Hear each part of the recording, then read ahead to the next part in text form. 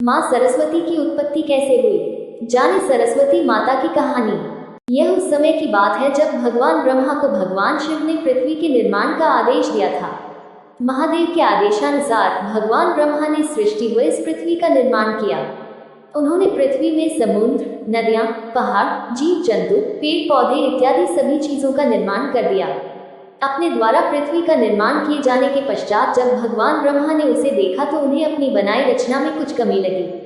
पृथ्वी दिखने में तो बहुत सुंदर थी, लेकिन चारों ओर केवल मौन व उदासी छाई थी।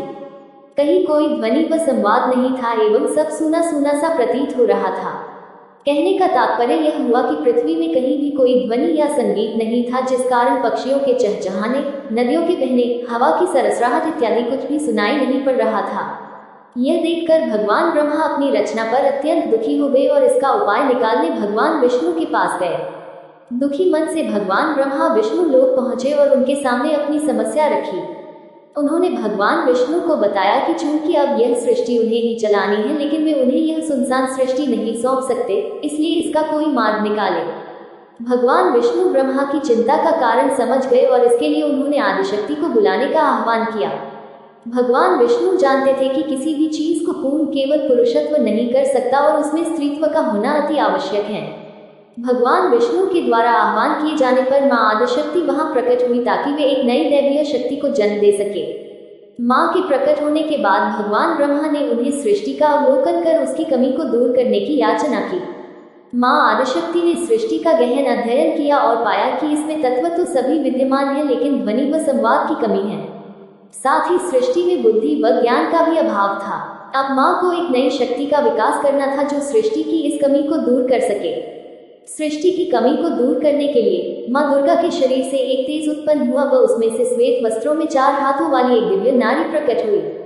उसने अपने 2 हाथों में वीणा पकड़ रखी थी व तीसरे में वर्णमाला और चौथे हाथ में पुस्तक ले रखी थी। उस नारी का नाम सरस्वती रखा गया। मां सरस्वती ने प्रकट होते ही अपनी वीणा से मधुर संगीत बजाया। वीणा का संगीत बजते ही विश्व के समस्त प्राणियों में वाणी का विकास हुआ। वायु में सरसराहट होने लगी, जलधारा में कोलाहल हुआ व पूरा विश्व मानो चहक सा उठा। पूरी पृथ्वी में विभिन्न प्रकार की ध्वनियां गुंजायमान हो उठी, जिस कारण हर किसी में एक नया उत्साह व उमंग का संचार हुआ। इसी के साथ उन्होंने विश्व के सभी प्राणियों व जीव जंतुओं की प्रजातियों में उनकी क्षमता के अनुसार विद्या का विकास किया।